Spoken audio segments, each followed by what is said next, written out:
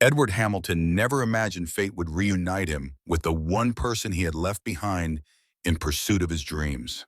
A restless night, a spontaneous craving, and an upscale Manhattan restaurant set the stage for a chance encounter that shook him to his core. As he stepped in, immune to the restaurant's sophisticated charm, he glimpsed her across the room. His childhood best friend, Sarah Mitchell, now working as a waitress, struggling under the demands of her job and life. In that electrifying moment, both their worlds came crashing together, igniting a chain of events neither could have predicted. Edward Hamilton had always been the dreamer in the small town of Amberfield, Pennsylvania. As a boy, he spent his evenings perched on a rickety fence in his grandparents' backyard, gazing at the stars and imagining a destiny that extended far beyond that quiet, unassuming community. It was there that he first made a promise to himself. He would one day be rich and influential enough to change the world. His closest ally in those days was Sarah Mitchell. While Edward possessed the audacity to dream, Sarah exhibited a warmth and kindness that grounded him. They formed an odd pair. He, the restless visionary, and she, the gentle spirit content with the simplest joys of life. Whether they were reading under the old oak tree behind the library or skipping rocks by the creek, Edward could rely on her steady presence to calm his racing aspirations. She in turn found excitement in his vibrant imagination. Yet life would prove to be complicated. When Edward was 13, his father, James Hamilton, lost his steady factory job, plunging the family into financial strain. As tension mounted in the Hamilton household, Edward watched helplessly. He witnessed his parents scrimp and sacrifice just to keep the heat on during winter. Deeply affected, he vowed to never allow financial hardship to dictate his future. Around this time, a serendipitous meeting with Jonathan Alvarez, a financial consultant visiting the town, sparked Edward's curiosity about finance and the stock market. Jonathan was a real wizard with numbers and had worked for a short stint at J.P. Morgan Chase, meeting Jamie Dimon himself. Though it was just a fleeting conversation, it lit a fire in Edward. He started devouring books about investing, wealth building, and business strategy, determined to safeguard himself and those he loved from the vulnerability he was now witnessing. Sarah was never far from his thoughts. When Edward shared his lofty ambitions with her, ideas of building a vast empire, partnering with influential leaders, and perhaps one day meeting legends like Warren Buffett, she would listen intently. Yet Sarah also cautioned him, money can open doors, but it can also shut off your heart if you're not careful. Those words stayed with him, forming a moral compass he carried into adulthood. Still, her gentle counsel didn't quell his feverish ambition. If anything, it intensified his desire. He wanted it all: wealth, power, and stability. But he was oblivious to the fact that the pursuit of these things might come at a cost. Their paths diverged after high school graduation.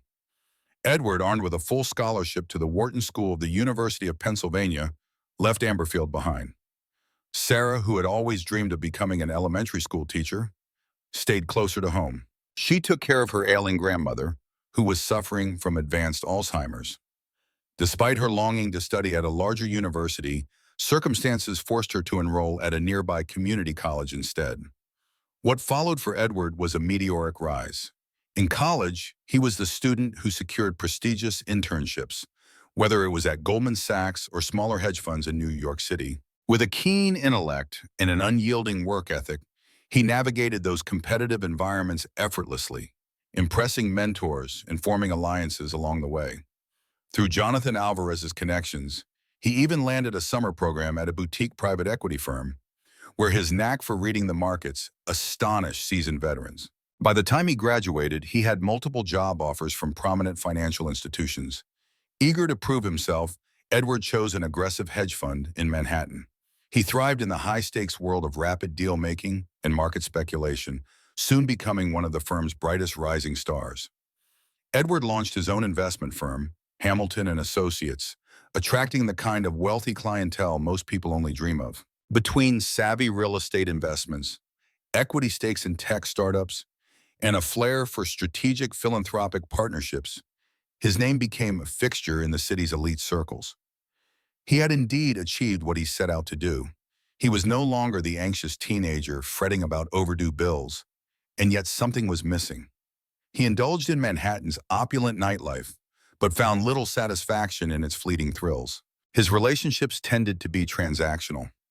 Long gone were the days of honest, heartfelt conversations, like the ones he used to have with Sarah under that old oak tree.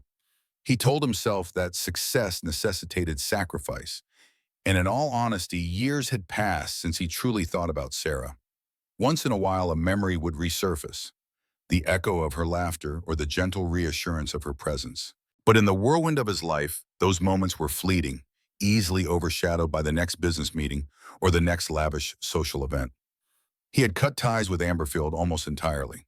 Still, fate had its own blueprint. On a crisp autumn evening, craving solitude and an elegant meal after a grueling day of negotiations, Edward strolled into Alana's, an upscale restaurant in Midtown Manhattan. The dining room was softly illuminated, white linen tablecloths sparkling under chandeliers. A live pianist played near the bar. He expected a quiet dinner, maybe some wine to unwind. Then, as he settled into a corner table, he caught sight of a waitress with strikingly familiar features. It was Sarah Mitchell. In that single moment, Edward felt the ground sway beneath him. The woman moving gracefully between tables, balancing trays of elaborate dishes and artful desserts, was indeed the same Sarah who once dreamed of becoming a teacher, who had nursed her grandmother through her final days, who had been his comfort and anchor when life was anything but certain. Why was she here, working in a restaurant nearly 3,000 miles away from home? An unsettling blend of emotions rushed through him: shock, excitement, guilt, even an unspoken longing. He saw that the glow she once carried had dulled slightly, replaced by lines of stress and fatigue. Yet when she politely turned to him, asking if he needed a menu, her features softened in recognition. Those same eyes that once beamed with kindness were now wide with surprise. Their worlds had collided again on this random night, in a setting neither would have predicted. Whatever illusions Edward had, that wealth would shield him from life's unpredictabilities, evaporated in that instant. Edward had always envisioned a triumphant return to Amberfield, rolling into town with a luxury car and a resume of accomplishments. Instead, the reunion that mattered came unannounced, and in the middle of the city he'd adopted as home. Sarah stood beside his table, her cheeks tinged pink, as though she were unsure whether to embrace him or keep her professional composure. The hum of conversation and the clinking of silverware surrounded them, providing a backdrop to their silent astonishment. Breaking the tension, Sarah's lips curved into the shy smile Edward recalled from their youth. "Edward, I had no idea you were in New York." "I've been here for years," he confessed, struggling for the right words. "What? I mean, how?" Sarah shrugged, the motion weighted with unspoken stories. "I've been here about a year. It's a long story. I'm just trying to find my footing." Edward wanted to ask so many things. What happened to your dream of teaching? What about your grandmother's house? Are you happy? But he sensed that this wasn't the right time or place. "Can we talk after your shift? I'd love to catch up." She nodded, her expression measured. "My shift ends at midnight. If you're willing to wait, we can find a quiet spot."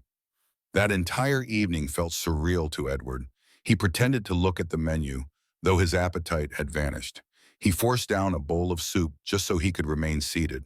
Occasionally he would glance at Sarah weaving through tables, balancing plates with the same poise she once carried the burdens of her family.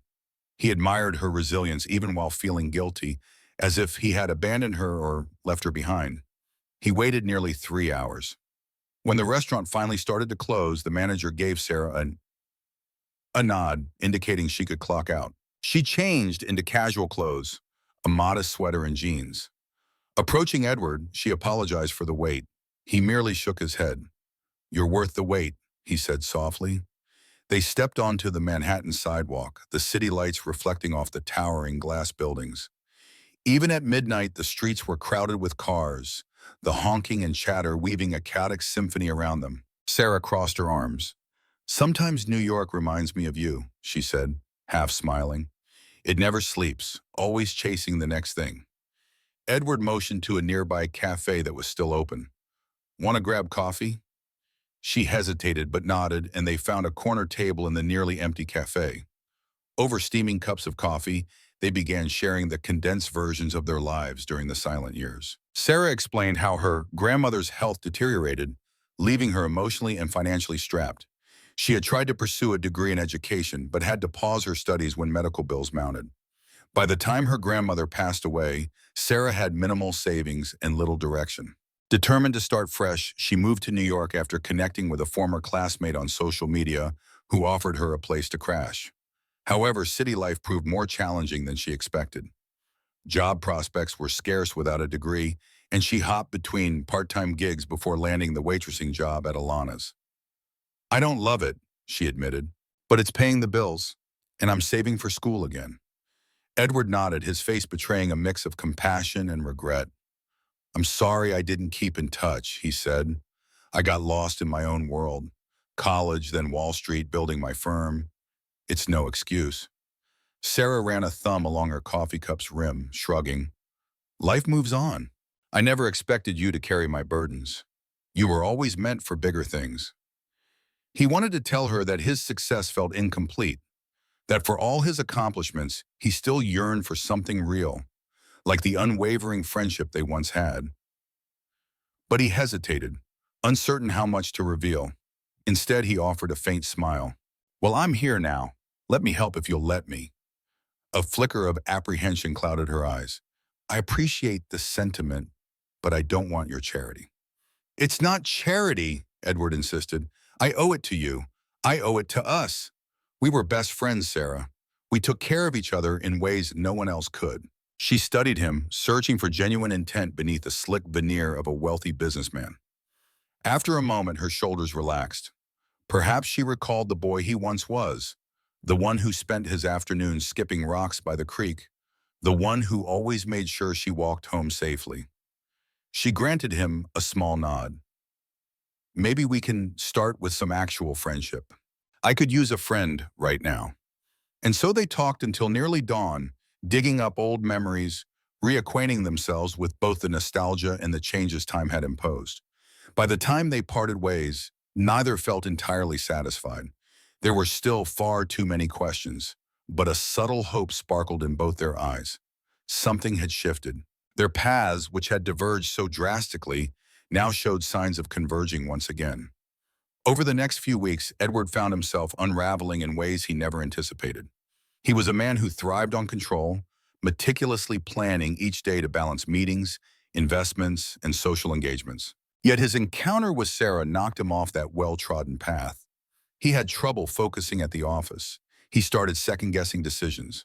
His colleagues at Hamilton and Associates noticed he was oddly absent-minded during board meetings, sometimes gazing out the window as though searching for something intangible. Even Edward's longtime assistant, Diana Lee, who had known him since his earliest days on Wall Street, became concerned. One afternoon, she approached him with a thick folder. "Here's the final draft on the real estate acquisition," she said, placing it on his desk. "You didn't review it yesterday." He mumbled an apology, flipping through the pages without his usual precision. His mind was elsewhere, on Sarah's smile or the memory of the childlike joy she displayed when sprinkling confetti on him at their high school graduation. She had always been the embodiment of acceptance, never judging him for his lofty dreams, never resenting him for his ambition. "Edward, are you okay?" Diana pressed gently. He paused, closing the folder. "Yes," he said, though his voice lacked conviction. "Just a lot on my mind." Her concern didn't wane, but she nodded and left him alone. That evening, Edward texted Sarah, asking if they could meet for dinner. She hesitated, citing her schedule, but eventually agreed. They settled on a modest diner near her apartment in Queens. Compared to the sparkling ambiance of Alana's, this place had flickering fluorescent lights and chipped laminate tables. But it was comfortable and unpretentious, qualities that reminded Edward of their hometown. They found a booth, and Sarah ordered a cheeseburger, while Edward settled for a BLT and fries. Their conversation was halting at first, each uncertain how much ground to cover. Edward, who was accustomed to the directness and transactional nature of his business life, struggled to articulate the confusion swirling in his head. "I've been thinking about you, about Amberfield, about everything." Sarah sipped her soda. "It's strange how time works. We're in our 30s now, living in the same city, and yet we're almost strangers." He nodded, the reality hitting him. I don't want us to be strangers. I wish I hadn't lost touch. She looked away, stirring her soda absently. It's not that simple. Our lives took different routes.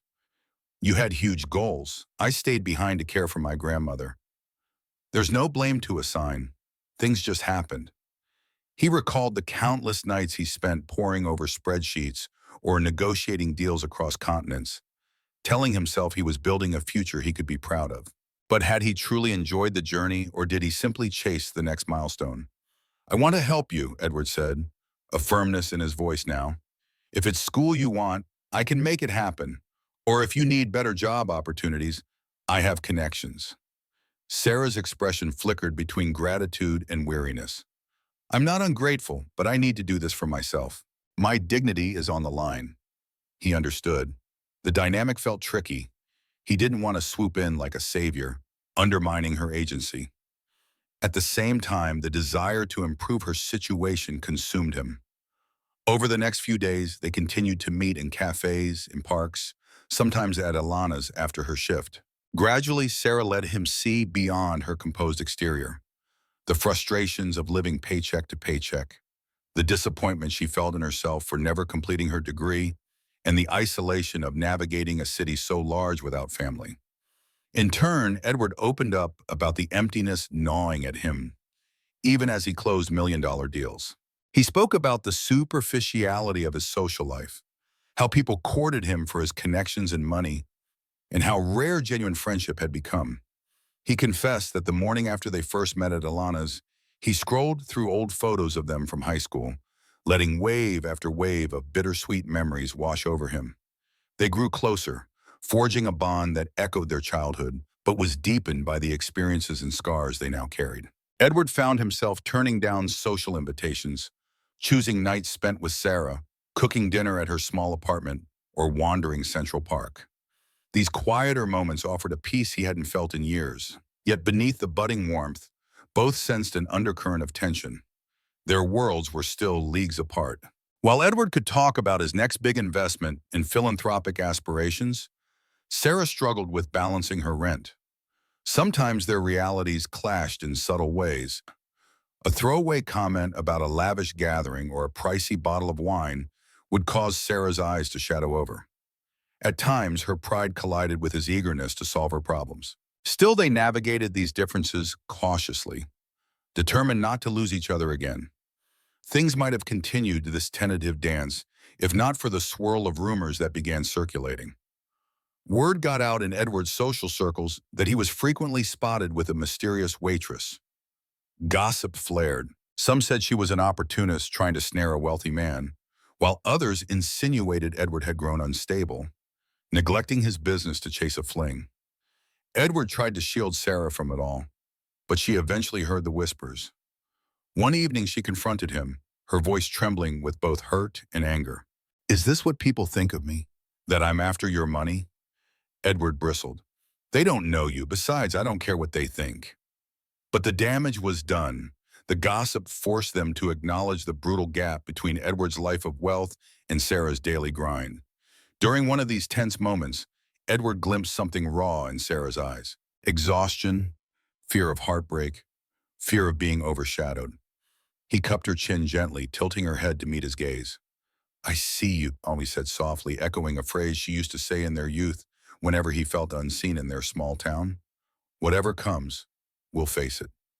She swallowed hard, the sincerity in his voice unlocking her guarded emotions. I'm just scared that you'll wake up one day and realize this doesn't fit into your life. But as he stared into her eyes, he recognized a longing he had so often buried beneath ambition.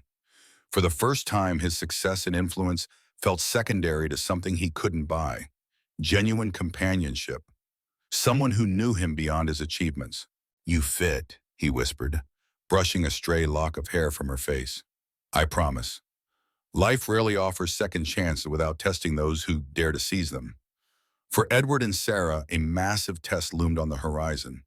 As Edward worked to integrate Sarah into parts of his life, he also felt compelled to revisit Amberfield, the place where their friendship was first forged. The impetus came from a letter delivered to his office by a local lawyer. His childhood home was in danger of being foreclosed upon. Although Edward's family had long since moved away, the property remained under his father's name, James Hamilton, who had recently run into severe financial trouble. The letter revealed that James, who had relocated to Ohio years ago, was undergoing legal battles after defaulting on loans. The old Amber Field house, a humble ranch-style building with a peeling paint job and squeaking floors, was now entangled in the collateral. Out of nowhere, Edward was thrust into the role of family protector, forced to decide whether to let the property go or rescue it through a hefty financial settlement. Haunted by memories of simpler times and nostalgic about the yard where he and Sarah spent countless afternoons, Edward decided to visit. Sarah, sensing his emotional upheaval, volunteered to come along. "Are you sure?" Edward asked, glancing at her. "This could be a painful trip." She mustered a small smile. "Sometimes facing the past is necessary for us to move forward. Besides, maybe I can find some closure too." They found themselves driving down a country road leading into Amberfield. The quaint storefronts, the solitary traffic lights, the old movie theater that still showed second-run films, all of it seemed frozen in time. Edward parked near a diner where they used to enjoy ice cream floats after school. As soon as he stepped out, the crisp country air enveloped him, triggering a rush of memories. He shot Sarah a side glance. She was taking it all in, her face calm yet reflective. First on their itinerary was a meeting with Miss Carla Townsend, the local lawyer who had reached out. She explained how James Hamilton had used the Amberfield house as collateral years ago when starting a small construction business in Ohio. The venture tanked, leaving James in massive debt. The bank was preparing to seize the property unless Edward could pay nearly $100,000 to settle the outstanding balance in legal fees. Edward sighed. The sum itself was not astronomical to him. He had spent that much on a custom watch once, but it represented much more than money. It was an emotional debt, a tangible link to a past he had willfully neglected. Sarah squeezed his hand in silent support. After the meeting, they made their way to the old house. Weeds choked the front yard. The gutters sagged, and chipped paint exposed rotted wood. In the driveway, Edward stood silently, recalling how he used to race his bike in circles while Sarah cheered. They pushed open the creaky front door to find a dim interior. Sheets draped the furniture, dust motes dancing in the light, streaming through half-drawn curtains. Edward walked around gingerly, his eyes lingering on family photographs and tattered wallpaper. Sarah wandered into the living room where a faded sofa faced an old TV. She picked up a framed picture of Edward as a boy standing next to his father. She could see traces of who Edward would become in that youthful face, his determination, his hunger for something bigger. "It's like stepping into a time capsule," Sarah remarked, her voice echoing slightly in the empty space. "Yes," Edward murmured, pausing at a photograph of his mother, who had passed away from cancer when he was only 19, resting on the mantel. "I can't let this place go without a fight." His decision was made. He would settle the debt, renovate the house, and perhaps even keep it as a vacation home or a retreat. But more than that, he felt a deeper pull. Something about reuniting with Sarah and coming back to Amberfield stirred the remnants of who he was before ambition claimed him. He realized he wanted to preserve the parts of himself and his history that were still pure and untainted by success. That same afternoon, they visited the old oak tree behind the local library, a spot that stood at the heart of their shared memories. The tree was still there, a silent witness to years gone by. In high school, they had carved their initials into the trunk, symbolizing a bond they believed would be unbreakable. Edward found the faded inscription, EH plus SM. Goosebumps prickled his skin. Sarah touched the carving gently. "Even when we drifted apart, I'd think about this sometimes. We were so certain we'd never lose each other." Edward swallowed a lump of emotion. "We can't change the past, but we can decide what to do now." She nodded, eyes glistening. They both understood that this was more than a nostalgic detour. It was a pivotal crossroads, a chance to either cement their renewed bond or let it fade into a wistful memory. Just as Edward took steps to buy out the foreclosure claim on the old house, life threw another curveball. They were staying at the modest Amberfield Inn, a cozy bed and breakfast run by the elderly Mrs. Ridley, who insisted on feeding them homemade pies morning and night. One quiet evening, after a simple dinner, Edward got a phone call from a number he didn't recognize. Against his usual practice, he rarely picked up unknown calls. He answered. A stern, familiar voice spoke from the other end. Edward, it's your father. Edward stiffened. James Hamilton hadn't spoken to him in years. Their relationship had soured after Edward left for college, each harboring resentments and misgivings. Edward for the financial insecurity James had put them through, and James for Edward's refusal to help him out of repeated financial jams in the past. What do you want? Edward asked curtly, stepping onto the inn's front porch for privacy. The night air was crisp and the wooden boards creaked underfoot. I hear you're back in town, meddling in business that doesn't concern you, James said. There was an edge to his words. You always have to be the hero, don't you? Edward's knuckles turned white from gripping the phone. I'm not doing this for you. I'm doing it for Mom's memory and for me. You used the house as collateral without telling me. It wasn't your house to begin with, James snapped. Then softer. I needed the money, Edward. You know me. I always wanted to do something on my own. Yeah, and you failed again, putting everything in jeopardy. Edward's anger flared. This man had never changed. I'm settling the debt and renovating the house. End of story. There was silence. And then James exhaled into the phone. I don't need your pity. Keep your fancy money out of my business. Edward ended the call, not bothering to dignify his father's words with a response. He returned inside where Sarah noticed his tense posture. Everything okay? He forced a tight smile. My father. She didn't push, but concern clouded her gaze. The man standing before her was brilliant and successful, yet the phone call had reduced him to that hurt teenager who felt betrayed by his father's poor decisions. Maybe I should go for a walk with you, she offered gently.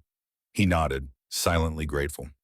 They strolled through the dimly lit streets of Amberfield, the night sky offering a more generous view of the stars than New York City's light-polluted skyline. As they passed the shuttered shops and the quiet park, Edward's mood softened. Surrounded by memories, he felt Sarah's warmth and presence as a steady anchor in a sea of emotional turbulence.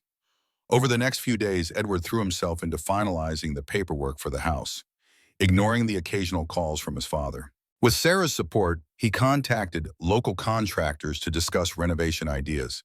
He even set up a philanthropic fund in Amberfield aimed at revitalizing small businesses, an idea he'd toyed with but never seriously pursued.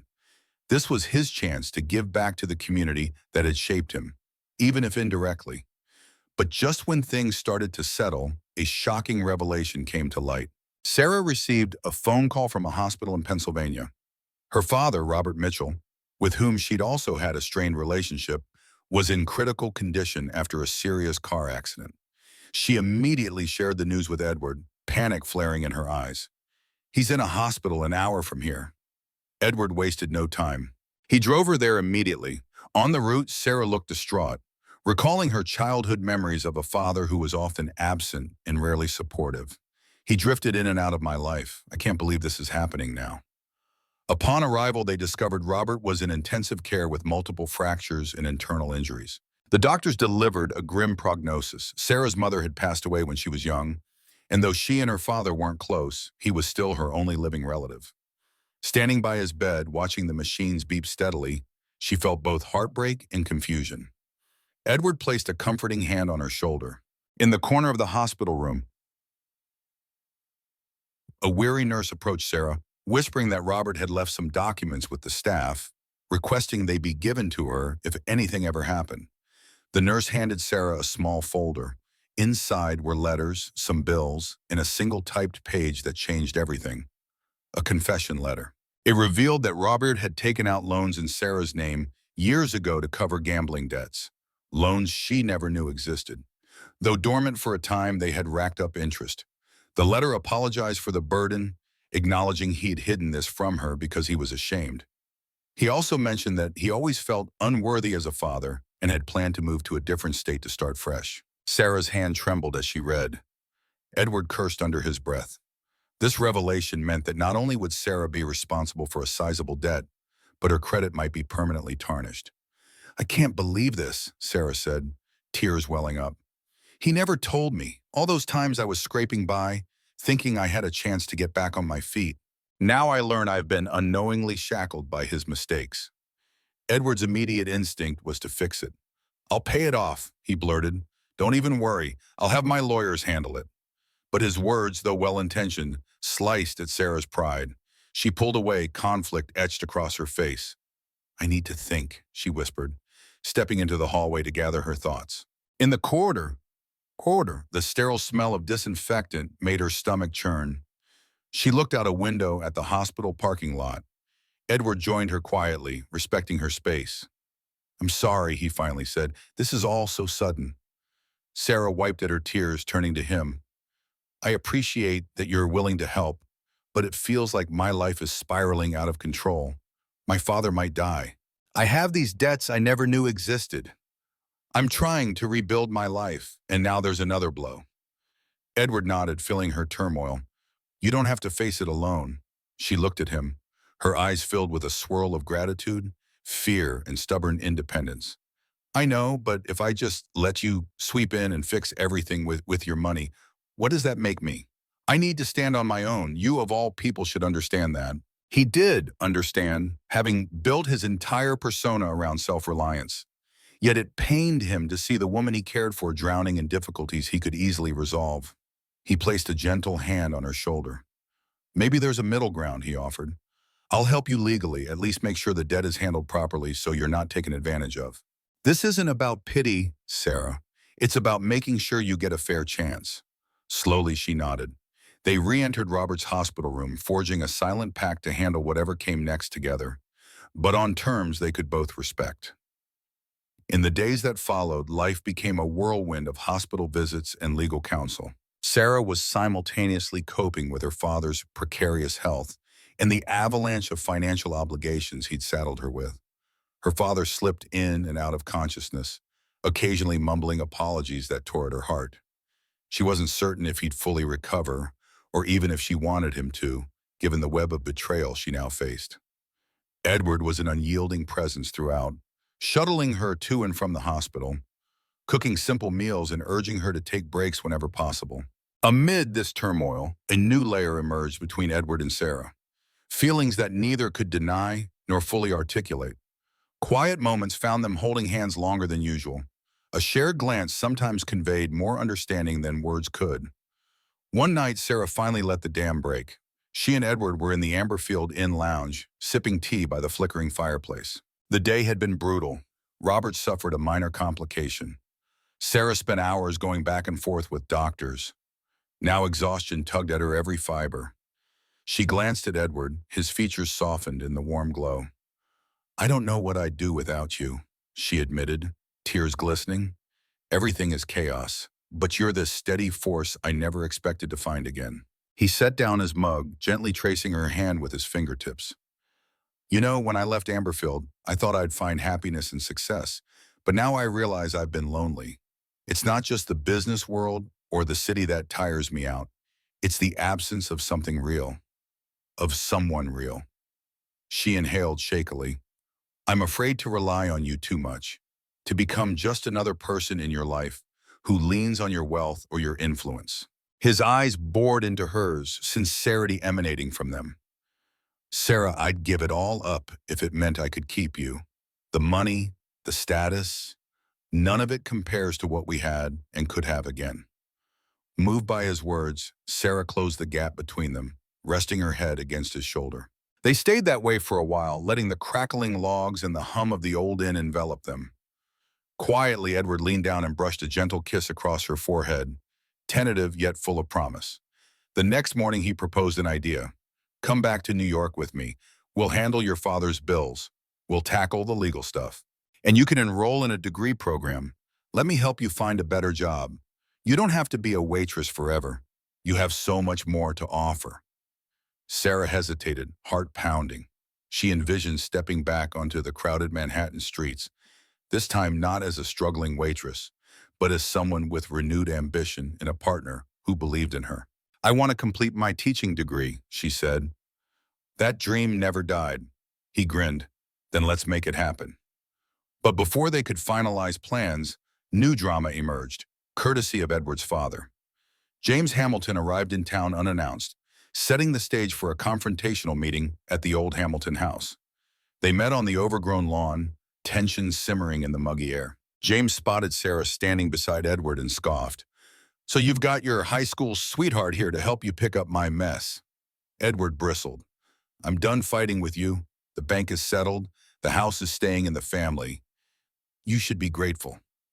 James sneered, arms crossed. "I know you want me to feel indebted, but I didn't ask for your charity." Edward sighed, drained by the man's intransigence. "Consider it a final gift, Dad. You can walk away free. I want nothing else from you." James spat on the ground, glaring.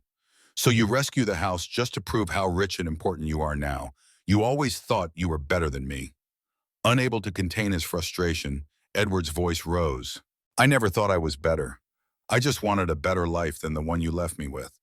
Scraping by, watching you screw up over and over. It was your job to protect me. But all I remember is you making excuses." Sarah placed a soothing hand on Edward's arm, but he pulled away gently, turning his attention back to James. Something in his father's eyes dimmed. In a rare moment of vulnerability, James sighed, shoulders sagging. "I know I failed you," he muttered hoarsely. "I couldn't handle seeing you succeed when I never could. Maybe I'm just jealous." Edward swallowed hard. That flash of honesty from his father was so unexpected that he was momentarily speechless. "It didn't have to be this way," he finally said, voice trembling with decades of pent-up hurt. "I would have helped you, wanted to help, but you always chose pride over partnership." James said nothing, his gaze drifting to the broken porch steps. Silence thickened the air, broken only by the rustle of a passing breeze. Then, without another word, James turned and limped away, leaving father and son in the fractured aftermath of too many missed opportunities to heal. Sarah squeezed Edward's shoulder. "You did what you had to do. You saved the house, and maybe that's as much closure as you'll get." Emotion welled up inside him, but he inhaled deeply, releasing the tension in a shaky exhale. "Yeah," he said quietly. "Let's go home." Back in New York City, life took on a rapidly evolving shape for both Sarah and Edward. True to his promise, Edward used his network to help Sarah explore teaching programs. She initially balked at the idea of him paying for her tuition, so they compromised on a loan. An arrangement that would allow her to retain some financial independence while still benefiting from the immediate resources Edward could provide.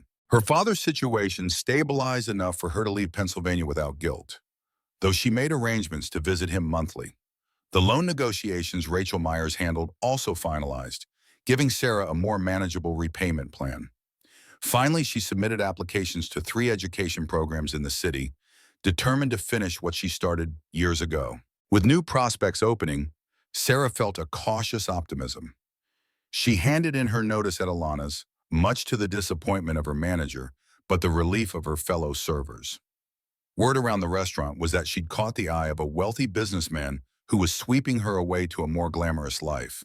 The rumors bothered her less now. She knew the truth was more complex. She'd chosen to seize the chance to realize her own dreams, not merely ride Edward's coattails. Still, old insecurities lingered as Edward introduced her to his circle of friends, other hedge fund managers, philanthropists, and tech entrepreneurs. She often felt out of place. Chatting over canapes about market trends or discussing pricey vacations had never been her world. Edward made a point of including her, gently guiding her through the complexities of these social events. She appreciated his effort, even if she wasn't sure she'd ever fully belong. One evening, they attended a fundraiser at the Metropolitan Museum of Art, hosted by a mutual acquaintance of Edward's, Alex R. Parker, a venture capitalist who claimed to have worked with Elon Musk on a minor project. The event was a lavish affair, with guests dressed in designer gowns and tuxedos, sipping champagne under the sparkling lights in the Great Hall. Sarah, wearing a borrowed evening dress from a local boutique, which Edward insisted on buying, but compromised by letting her pick a modest one, tried to blend in. Despite Edward's supportive presence, an undercurrent of unease gnawed at her. These were the circles he operated in, the circles that had shaped his lifestyle for years. The final blow to her shaky confidence came from an unexpected source: Christine Caldwell, an investor who'd once had an on-and-off fling with Edward. Christine, tall and impeccably styled, flashed Sarah a laser-like smile. "Sarah, is it? I heard you used to be a waitress. Her voice dripped with condescension. It must be quite the adjustment, dear. Stepping into these events, Sarah forced a polite smile, but anxiety gripped her. She sensed Christine's sly attempt to embarrass her. As if on cue, Edward approached with 2 glasses of champagne, smiling warmly. Ah, Christine, I see you've met Sarah. Christine batted her eyelashes at Edward. Yes, we were just chatting. I must say, Edward, it's always so sweet of you to mentor rising talents. An awkward silence followed. Edward's face hardened. Sarah is more than capable of navigating these circles. She's also continuing her education to become a teacher, which I find more admirable than most of our pursuits. A flicker of annoyance crossed Christine's face. She feigned an apologetic smile and drifted away, leaving an uncomfortable tension in her wake. Sarah looked at Edward, eyes brimming with vulnerability. Thank you, she whispered, thankful he'd stood up for her, but troubled by how easily she felt out of place. He leaned in, pressing a reassuring kiss to her temple. Let's get some air. They slipped onto a small balcony overlooking Central Park, the city lights stretching in every direction. The distant bustle reminded Sarah how large and unpredictable life had become. Leaning on the railing, she exhaled slowly. I don't belong here. Edward slid an arm around her waist. You belong wherever you want to be. Don't let people like Christine decide your worth. She swallowed the lump in her throat. It's not just Christine. It's the whole environment. The money, the power plays, the subtle digs at each other. I'm never going to feel at ease in this world. He considered her words. A look of understanding crossed his features. Then we'll build a world that suits us both, he said quietly. I'm not married to this scene, Sarah. Yes, I've done well here, but I've also grown tired of the superficiality. And besides, I'm exploring new paths, more philanthropic work, different investments. Life shouldn't be limited to black tie galas. He paused, brushing a strand of hair from her face. You are the best thing that's happened to me in a long time.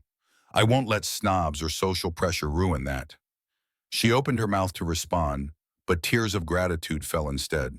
He drew her close, letting her sob quietly into his shoulder. For the first time in years, she felt cherished and protected, not by money, but by genuine devotion. Even amid the glamour of that fundraiser, their embrace on the balcony was the moment that truly sparkled. Over the next month, Sarah settled into an apartment closer to Columbia University, where she'd been accepted into a part-time teaching certification program. Edward backed her every step, encouraging her to maintain her independence while offering support whenever the burdens grew too heavy. With the money left from her waitressing job, plus a partial loan from Edward, she was able to cover tuition and living expenses. This arrangement left her with a sense of empowerment, like she was no longer merely a passenger in her own life. Edward, meanwhile, recalibrated his professional focus. He began delegating more responsibilities to his executive team at Hamilton and Associates, stepping back from the day-to-day bustle to explore philanthropic endeavors.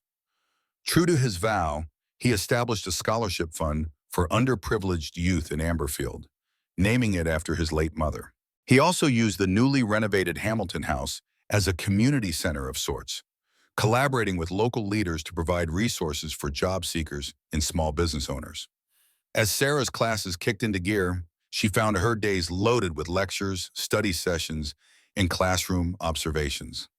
The work was demanding, but she loved every moment spent learning how to engage and inspire young minds. One sunny afternoon, she sat in a library cubicle poring over lesson plans when Edward texted asking if she could meet him at Riverside Park near campus. She arrived to find him waiting on a bench, the Hudson River shimmering behind him. He greeted her with a soft smile, offering to carry her school bag. They took a leisurely stroll along the path, the autumn leaves crunching underfoot. Sarah noticed he seemed unusually pensive, occasionally stealing glances at her with something akin to nervousness. After a few minutes, Edward stopped near a small clearing overlooking the water. He turned to face Sarah, taking her hands in his. You've been studying a lot lately, he began, voice trembling slightly. I don't want to distract you, but there's something I've been thinking about, something I can't keep inside anymore. Her heart pounded, a flush creeping up her cheeks. Edward, he inhaled deeply. These past months have shown me there's more to life than chasing the next big deal. For so long, I thought money and success would fix all the insecurities I had growing up. But what I really needed was a partner, someone who knows me, the real me, beyond the boardrooms and bank accounts. She opened her mouth to speak, but words caught in her throat. Edward released one of her hands and reached into his jacket pocket. Her eyes widened as he pulled out a small velvet box. Kneeling, he glanced up with a mixture of vulnerability and hope. "Sarah Mitchell, you've been my friend, my guiding light, and the reminder of who I am beyond what I've achieved. I don't want to wait another day to ask, will you marry me?" Tears blurred her vision as a wave of disbelief and joy crashed over her. She was dimly aware of passers-by stopping to watch, some smiling, some whispering excitedly. The ring Edward held was elegant, a single diamond set in a slender band, radiant yet not ostentatious, perfectly mirroring Sarah's humble beauty. She pressed her hands to her mouth, releasing a shaky exhale. "Edward!" "Yes," she managed, her voice trembling with emotion. "Yes, I will." A round of applause erupted from onlookers as Edward slid the ring onto her finger. He stood, lifting her into a tight embrace, their foreheads touching in a moment of profound unity. In that kiss, under the golden glow of the setting sun, they promised each other a new life, one built on shared dreams, mutual respect, and the unwavering bond they'd rediscovered. But the story didn't end there. Life never does. Their engagement marked the start of an entirely new chapter, one that would demand further sacrifices and fresh battles. Yet, as Sarah gazed at the ring sparkling on her finger, she felt a certainty she'd long believed lost, the conviction that despite every hardship, they had found their way back to each other and that together they were unstoppable. Thank you for joining us on this deeply emotional journey of lost connections, rediscovered dreams, and ultimate renewal. Edward and Sarah's story reminds us that no matter where life takes you, true friendship and genuine love can transcend even the widest gaps. The childhood promise they forged beneath an old oak tree in Amberfield led them through personal trials, family heartbreak, and financial upheavals, only to unite them again, stronger than ever. This epic tale is far from over, but it leaves us with an enduring lesson. Growth and success mean little without the warmth of real human connection. If this story touched your heart, please support our creative endeavors by hitting the like button, subscribing to our channel for more inspiring stories, and sharing with your community. Your engagement helps us continue to bring powerful narratives to life.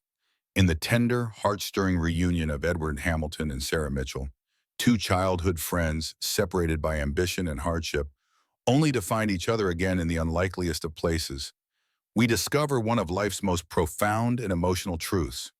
True fulfillment isn't measured by wealth, status, or grand achievements, but by the depth of our connections and the courage to choose love over pride. Edward chased success with relentless drive, building an empire to escape the shadows of poverty, yet found himself hollow amid the glamour. Sarah, grounded in kindness and resilience, sacrificed her dreams to care for others, enduring quiet struggles that tested her spirit.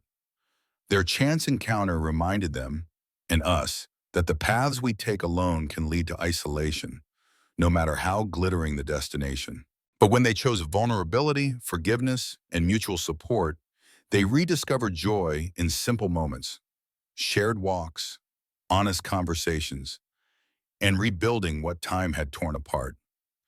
This story moves us deeply because it mirrors our own regrets, the friends we've lost touch with, the dreams deferred, the fear that success might cost us our humanity. It teaches us that second chances bloom when we prioritize people over possessions, and that real wealth lies in a hand held through hardship, a promise kept from childhood, and the bravery to let someone truly see us. If Edward and Sarah's journey of rediscovery, healing, and enduring love touched your soul or reminded you of your own cherished connections, please hit that like button. It helps these heartfelt stories reach more people who need them. What part resonated most with you? The nostalgia of lost friendships, the power of forgiveness, or the beauty of choosing love over everything? Would you have opened your heart again like they did? Share your thoughts in the comments below. I read everyone and love hearing how these tales inspire you. And if you're craving more emotional stories of fate, redemption, and the magic of human bonds, subscribe now and tap the bell icon. You won't want to miss next week's beautiful tale of unexpected grace. Thank you for watching. See you soon.